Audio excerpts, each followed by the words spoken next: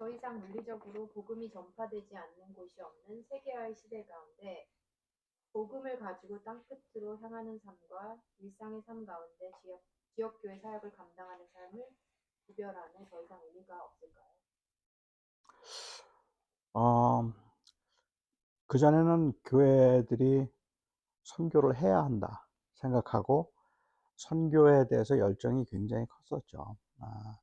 그런데 이제 그 선교가 너무 지나치게 제국주의적이라는 것, 그 다음에 선교를 통해서 그냥 입으로 시인하도록 만드는 그 정도의 작업으로 선교를 했다고 말할 수 있을까라는 질문들이 이제 선교적 삶에 대해서 고민을 더 많이 하게 만들었던 것 같아요. 그래서 이제 삶이 곧 선교가 되어야 되고 선교라는 행위 자체를 강조할 건 아니다라는 이야기를 많이 했었습니다. 그리고 상당히 좋은 반응을 가졌고 이제 많은 교회들이 미셔널 처치가 되어야 된다고 하고 우리가 어떻게 선교적인 교회가 될 것인가에 대해서 관심을 많이 가졌는데 이제 최근에 이 부분에 대해서 조금 이제 문제 제기를 하는 사람들의 입장은 선교적 교회라는 말은 결국은 선교를 안 하는 교회라는 말처럼 들린다.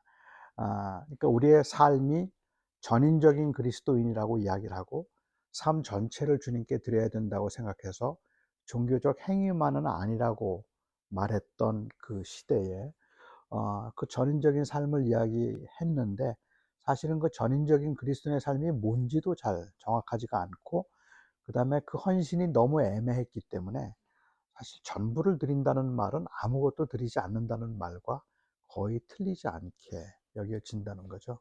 그래서 우리가 선교적인 삶을 산다고 말을 하지만 실제로는 선교를 아예 안 해서 오히려 선교할 때만큼도 그냥 선교하는 교회라고 말할 때만큼도 선교를 하지 않는 그런데도 그냥 선교적인이라는 말만 우리가 사용하고 있다는 것에 대한 거부감들이 좀 있는 것 같아요. 기본적으로 저는 선교적인 교회가 되어야 한다는 생각은 맞아요. 그러니까 우리 이제 앞으로는 선교적일 수밖에 없다고 생각하는 그 이유는 단순히 삶에서 그냥 우리가 복음을 드러내야 된다는 것도 중요하지만 실제로 글로벌 시대에 세계가 내 앞으로 다가왔다는데 그 핵심이 있지 않을까라는 생각을 해요. 제가 얼마 전에 그 위글리프에서 일하고 있는 홍은선 선교사님이라는 분을 만났는데 이분은 성경 번역을 하는 사역을 하는데 이분의 특징 중에 재밌는 제가 이제 같이 이야기를 나누면서 참 재미있다고 생각했던 건 그 성경 번역을 하기 위해서 이제 더 이상은 그 현지어를 사용하고 있는 나라로 들어가지 않는다는 거예요. 그리고 오히려 지금 찾아다니는 곳은 난민들이라 그래요. 그러니까는 미국만 해도 난민이 곳곳에 있기 때문에 난민 지역에 들어가면 어느 언어든지 다 있다는 거예요. 그래서 거기에서 성경 번역을 이제 그 성경 번역 작업을 하고 있다라고 이야기를 하는데 이게 어떻게 보면 조금 두 개 사이의 절충이 아닐까 하는 생각이 좀 들기는 해요. 그러니까 그냥 선교적인 라는 말로 막연하게 그냥 하는 것도 아니고 그렇다고 선교하는 교회라고 해서 꼭 어디를 가야 되는 것도 아니고 우리가 구체적인 전략을 지금 우리 주변에 와 있는 우리가 같이 그 디아스포라로 흩어져 있는 사람들 중에 우리가 다가갈 수 있는 사람들이 누구일까를 찾아볼 수 있다면 그러면 선교하는 선교적 교회가 될 수 있지 않을까라는 생각을 좀 하게 돼서 교회들이 관심을 좀 갖지만 꼭 굳이 그 나라가 아니더라도 우리 주변에 와 있는 사람들에게 관심을 가지고 그리고 실제적으로 뭘 할 수 있을까를 좀 교회가 고민을 해야 되고 그냥 삶 속에서 그들과 같이 어우러져서 살아라라고 얘기하는 건 아무것도 하지 말라는 말처럼 들릴 수도 있지 않을까 하는 생각을 하죠. 이어서 질문을 좀 해주셔야죠. 이렇게 끊어지면 이건 이상해, 그렇죠? 계속 제가 대답한 게 못마땅하거나 아니면 이어서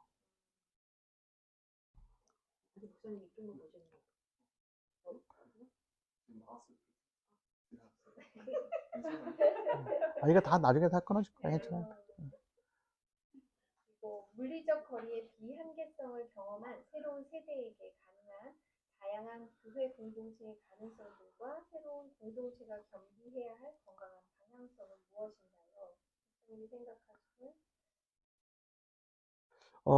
사실 이 팬데믹이 아마 이 질문에 대해서 조금 더 우리로 하여금 아주 깊이 생각하게 만드는 계기가 되지 않았을까 하는 생각이고, 이런 메타버스라든지 온라인 교회를 조금 더 스피드업 시키는 일들이 있지 않, 그런 그 계기가 되지 않았는가 생각을 해요.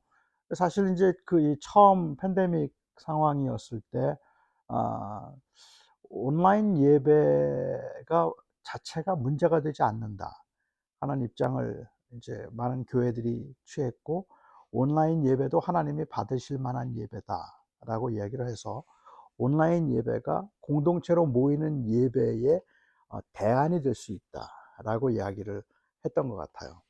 근데 이제 지금 온라인 이제 팬데믹이 끝나면서 요즘에 이제 교회로 다시 모여야 되는 상황이 되니까 이제 많은 사람들이 이야기할 때는 어, 이 온라인 예배가 그 이 공동체로 모이는 실제적인 그런 그 예배의 대안이 아니라 차선책이었다라고 이야기를 해서 어쩔 수 없을 때는 우리가 못 모였지만 이제 모일 수 있으니까는 모이는 게 마땅하다는 이야기를 하고 있는데, 그 이야기가 이제 힘을 별로 못 받죠. 왜냐하면 온라인 예배도 괜찮다는 이야기를 워낙에 강하게 우리가 주장을 했기 때문에 그렇지 않은가라는 생각을 하게 되는데, 제가 생각할 때 우리가 공동체의 중요성을 이야기한다면 온라인 예배를 통해서 예배를 할 수도 있고 설교를 들을 수도 저는 있다고 물론 생각은 하지만, 그렇지만 중요한 건 그런 그 교통이나 소통을 통해서 이루고자 하는 게 뭔가, 이거에 따라 달라질 것 같은 생각이, 뭐가 목적일까 하는 거거든요. 근데 만약에 우리가 지금 생각하는 것처럼 설교나 예배의 목적을 단순히 지식의 전달이라고 생각을 한다면, 그러면 온라인 예배도 전 나쁘지 않다고 생각해요. 그건 굉장히 좋다고 생각을 하는데, 근데 이제 온라인 예배를 좋다고 말하면 그다음에 이제 발생하는 문제는 뭐냐면, 지식의 전달로 이야기를 하면 최근에 조사한 바에 의하면 AI 가 발달하게 되면 가장 먼저 없어질 직업 중에 세 번째가 목사더라고요. 아, 그러니까 목사라는 직업은 더 이상 이제 필요가 없는 직업이 될 것이다라고 얘기하는데, 그 이유 중에 하나가 뭔가 하면 그 듣는 청중들이 뭘 듣고 싶어 하는지, 뭘 원하는지, 그리고 어떤 것들이 그들의 해결책인가 하는 것을 그 데이터, 인포메이션을 다 가져다가, 그래서 가장 듣고 싶어 하는 이야기를 가장 잘해 줄 수 있는 게 AI라는 거예요. 어떤 목사보다 훨씬 더 AI의 설교가 훨씬 더 따뜻할 거고, 거기다가 그 이 사람들이 좋아하는 톤, 톤의 색깔, 그 사람들이 좋아하는 그 이 억양, 이런 것들까지 전부 다 거기다가 넣으면 아마 최고의 설교자가 될 거다라고 이야기를 하죠. 그러면 이제는 온라인으로 그냥 AI가 하는 설교를 들으면서 예배를 해도 괜찮을까? 사실 예배나 공동체의 특징을 지식의 전달이라고 생각을 하면 저는 그게 가능하다고 생각은 하는데, 그런데 이게 단순히 지식의 전달이 아니라 거기에는 함께함이라는 그 이 소통의 의미가, 목적이 함께함이라는 데 있다면, 그렇다면 이건 경우가 다른 것 같아요. 그러니까 정보 아니면 지식의 전달로 생각하면 저는 글쎄요, 사람의 존재 자체가 별로 의미가 없어지지 않을까 하는 생각이 드는데, 제가 얼마 전에 그 읽은 글에 의하면 사람의 자리를 반려동물이 대신했는데 반려동물의 자리를 AI가 차지할 날이 멀지 않았다라고 이야기를 해요. 이제 사람들은 그것도 아니고 기계를 더 의지하게 될 것이라고 생각하고, 전 혼자 상상해 볼 때 그런 거예요. 만약에 그렇다면 한 몇십 년이 지나고 난 다음에 더 이상 결혼에 별로 의미를 두지 않고 있는 세대가 그냥 혼자 집에서 재택근무하면서 예배도 온라인으로 하고, 그 다음에 자기를 도와주는 모든 로봇들이 다 주변에 있고, 그리고 같이 로봇들과 같이 살면서 교감이 안 되는 게 아니거든요. 얼마든지 앞으로는 그 교감을 할 테니까 그렇게 서로 교감하고 같이 지낸다면 뭐 그게 훨씬 더 편리한 그러한 삶의 방식이 아닐까? 그때쯤 되면 이제 교회가 그렇게 하라고 할까?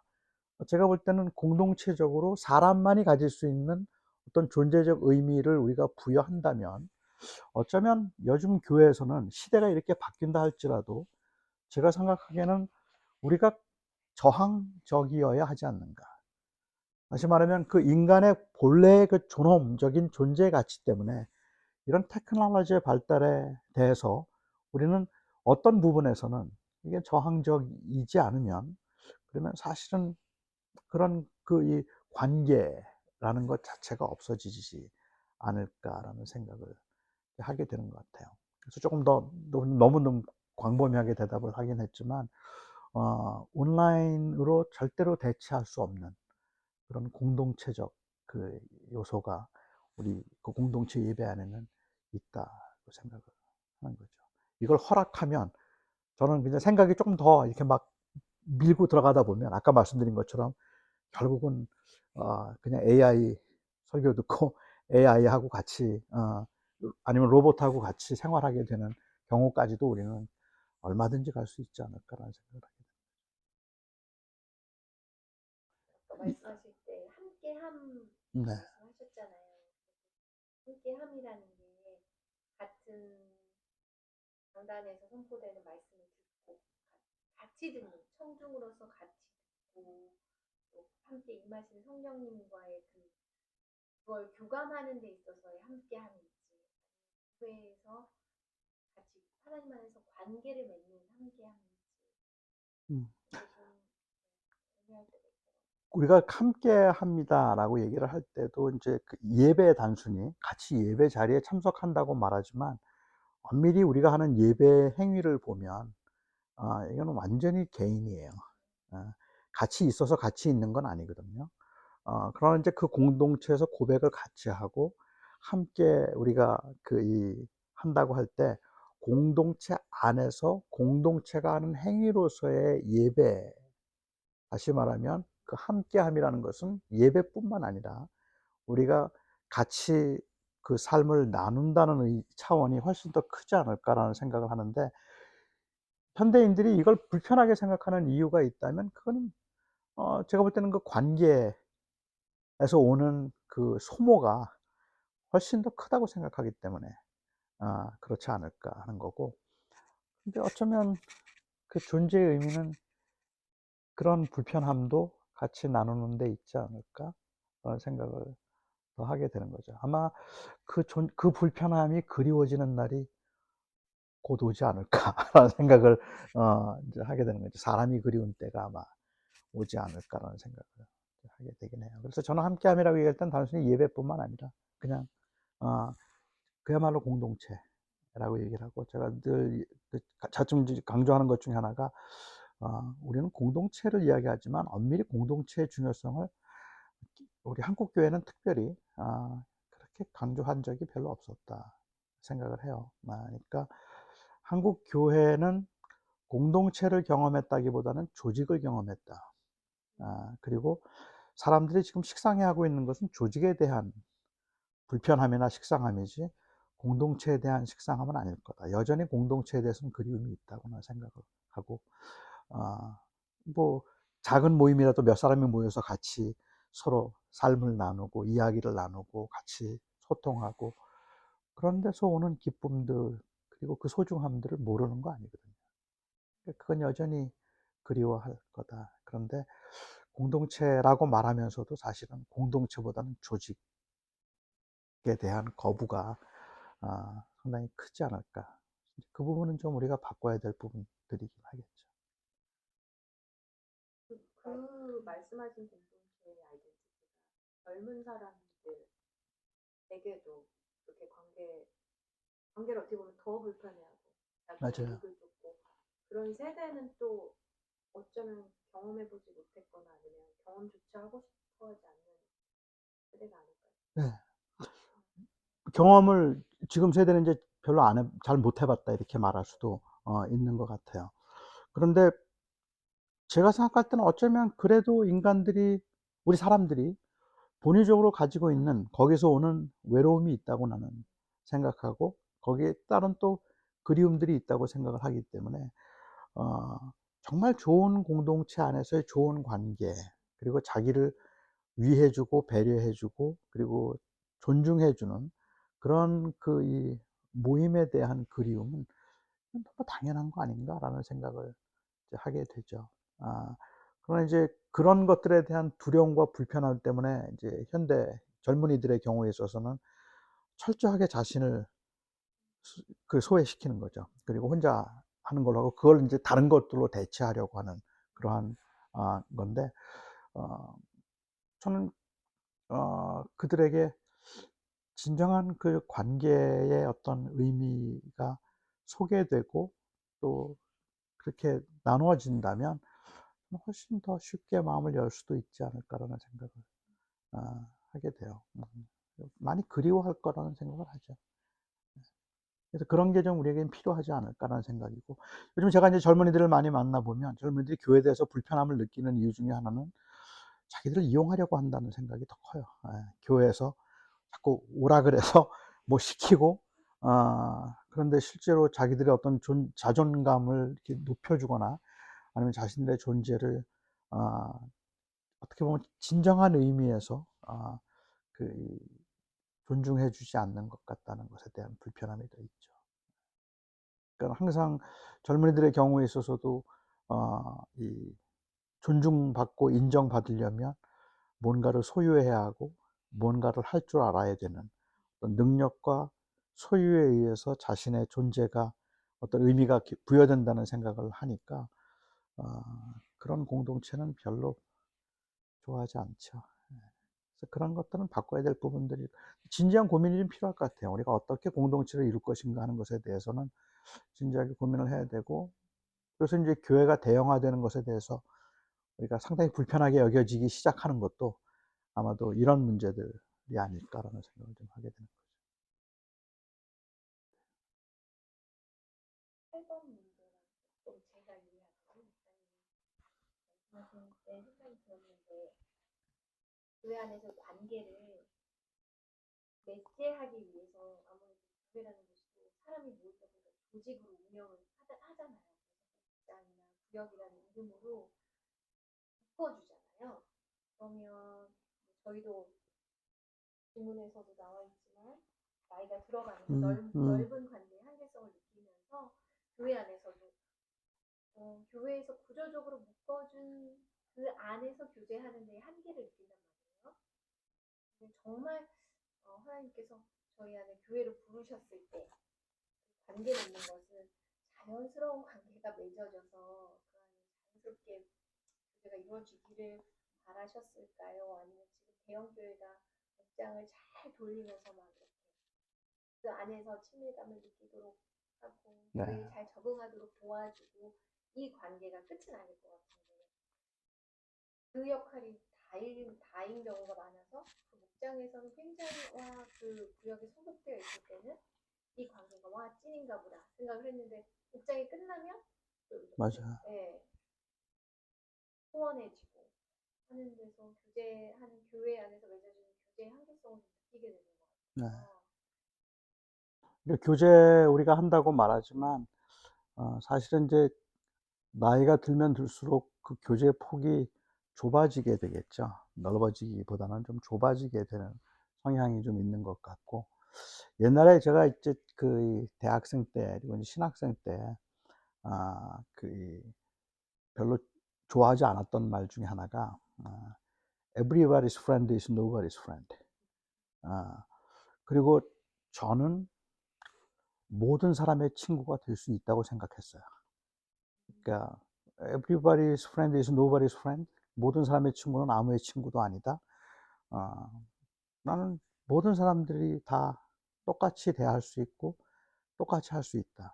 목회를 하면서도 내가 모든 교인들에게 다 평등하고 교인들과 다 친하고 교인들을 다 아끼고 그렇게 할 수 있을 거라고 생각을 해서 모든 사람의 친구는 아무의 친구도 아니란 말을 별로 좋아하지 않고 오히려 베스트 프렌드가 누구냐, 뭐 지금이라도 마음을 터놓을 수 있는 친구가 있냐, 뭐 이렇게 물어보면 생각해 보면 하나도 없어요. 하나도 없는데 나는 이제 다 내 친구다. 뭐 이런 식으로 생각을 하고 그렇게 지냈던 때가 있는데, 나이가 이제 점점 들기 시작하면서부터 어, 모든 사람의 친구는 아무의 친구가 아닐 수도 있겠구나 하는 그러한 생각을 더 하게 되고, 지금 이제 돌아볼 때 내가 정말 편안하게 내 모든 걸 말할 만한 친구가 나한테 있나 하고 생각해 보면 어, 별로 없다는 것 같은 아쉬움들이 좀 더 남는 것 같아요. 근데 교회 안에서는 자꾸만 공동체를 만들어서 같이 더 많은 사람들을 교제하기를 원하고, 실제로 살면서 더 많은 사람들과 교제하고 한다는 것이 나에게 꼭 유익을 주지 않아서 주라서기보다도 누군가에게 내가 유익이 될 수 있다면 뭐 그것도 의미가 있는 거니까 괜찮겠다 생각하는데, 그 질문에 대해서는 저는 그 앤디 크라우치라고 하는 사람이 그 이 Culture Making이라는 책에서 재미난 그 표현을 해요. 그래서 사람이 살아가면서 관계에서는 세 개의 원을 그려라라고 얘기를 해요. 이제 그러면서 이제 그 앤디 크라우치가 제안하는 것은 3, 12, 120, 3, 12, 120 그렇게 얘기를 해요. 그러니까 내가 정말 내 모든 것을 나눌 수 있는 서클이 하나 있다면 그건 3이라는 거예요. 그리고 내 사역이나 이런 부분에서 교감과 공감이 되어서, 그래서 그것들을 같이 얘기하고 뭐 이렇게 할 수 있는 그 그룹이 한 12 정도 숫자. 그렇다면 그 다음에 내가 누군가에게 기여를 하고 폭넓게 또 섬기기도 하고, 조금 피상적으로 보이지만 절대로 3이 될 수 없는 3에 들어가지는 않지만 그런 120이라는 그 이 숫자의 서클을 만들고, 그리고 120이 3이 되지 못한 것 때문에 낙심하지 말고 이제 그렇게 만들려고 하지도 말아라. 그런 이야기를 이제 해요. 제가 생각할 때는 좀 일리가 있다는 생각을 좀 했었어요. 지나면서 보니까 우리가 교회 안에서 모든 사람을 다 품어서 다 3을 만들려고 하면 그러면 이거 너무 말할 수 없이 피곤하기도 하고, 또 그 안에서 뭐 말할 수 없는 배신감을 느끼기도 하고 오히려 상처를 더 많이 받겠다. 하지만 어, 조금 피상적인 관계, 약간의 거리를 두고 있는, 절대로 내 것을 다 나누지는 않지만 그러나 친절할 수 있고 도와줄 수 있고 또 같이 할 수 있는 120이라는 사람을 두겠다고 생각하면 그거는 그들에게 유익을 줄 수 있겠구나라는 생각을 해서 뭐꼭 세 개만은 아닐 거고, 원을 그릴 때 2개 정도의 원을 따로 그려라. 그러면 어떨까 하는 생각을 좀 어, 하게 되기는 하는 것 같아요. 그러면 조금 덜 부담스럽지 않을까? 네, 모든 그런 생각이 좀 드네요.